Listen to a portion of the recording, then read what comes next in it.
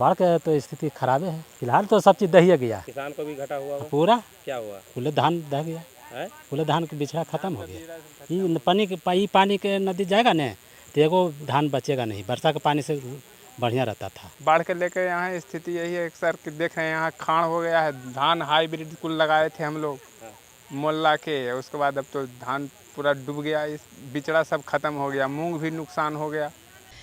नमस्कार, डीटीवी भारत में आपका स्वागत है। मैं हूं पूजा वर्मा। बारिश के कहर से किसानों को हर बार इसकी मार झेलनी पड़ती है। कई बार कई महीनों की मेहनत पानी पानी हो जाती है। दरअसल कुदरत जब अपना कहर बरपाती है तो किसानों को ही इसका हर्जाना भुगतना पड़ता है। बात इसीलिए कर रहे हैं क्योंकि मॉनसून का जो महीना है वो आ चुका है और इसमें लगातार बारिशों से किसानों की कमर तोड़ दी है। दरअसल किसानों की मेहनत पर पानी इसीलिए फिर गया है क्योंकि लगातार बारिश होने के कारण नदियों का जलस्तर बढ़ गया है और जलस्तर बढ़ने से ये लगातार आशंकाएं हैं कि जो पानी है वो गाँव के अंदर भी घुस जाएगा। कई ऐसे ज़िले हैं बिहार के, वहाँ से तस्वीरें सामने आई जहाँ फसलों को बर्बाद होते हुए हमने देखा, जहाँ लगभग फसलें बर्बाद होने के कगार पर आ गई है। दरअसल ताज़ा मामला नालंदा से सामने आया जहाँ जलस्तर में वृद्धि होने की वजह से जो पानी है वो तटबंध को तोड़कर अब गांव में घुसने वाला है, जिसकी वजह से जो किसान हैं वो काफ़ी ज़्यादा परेशान हैं और परेशानी की सबब इतनी ज़्यादा बढ़ गई है कि वो लगातार सरकार से भी ये गुहार लगा रहे हैं कि सरकार उनकी मदद करे ताकि तटबंध जो है उसको मजबूत किया जा सके और जो फसल है उसको बर्बाद होने से रोका जा सके। दरअसल नालंदा में जो जलस्तर है वो 100 मीटर है उससे ऊपर उठ चुका है और जो पानी है वो कभी भी गांव के अंदर आ सकता है और कई गांव इससे प्रभावित हो सकते हैं। किसानों की कई महीनों की जो मेहनत है वो बर्बाद हो सकती है, जिसको लेकर किसान काफ़ी ज़्यादा परेशान नज़र आ रहे हैं। कहते हैं कुदरत हर साल किसानों के साथ जुआ खेलता है, लेकिन इस बार जुए में हर साल किसानों की ही हार होती है। ऐसा इसीलिए कहा जाता है क्योंकि रुहुई प्रखंड के निचले इलाके में हर साल किसान की फसल और मेहनत पर कुदरत पानी फेर देता है। इस बार भी रुहुई प्रखंड क्षेत्र के पंचानी नदी का जलस्तर बढ़ जाने से मई पंचायत के पहरिया खंगधा के पास पंचानी नदी का लगभग 100 फीट की दूरी तक तटबंध टूट गया है। इससे सैकड़ों बीघे के खंदे में पानी फैल गया है। तटबंध का कटाव भी ऐसे बह रहा है कि नदी का पानी बहाव इस ओर मुड़ गया है। किसानों की पूंजी बर्बाद होने का भय अब किसानों के अंदर व्याप्त हो गया है। मई गांव के दर्जनों किसानों ने बताया कि मूंग का फसल बर्बाद हो गया है। पानी का जल्द निकासी नहीं होता है तो धान का बिचड़ा बर्बाद हो जाएगा।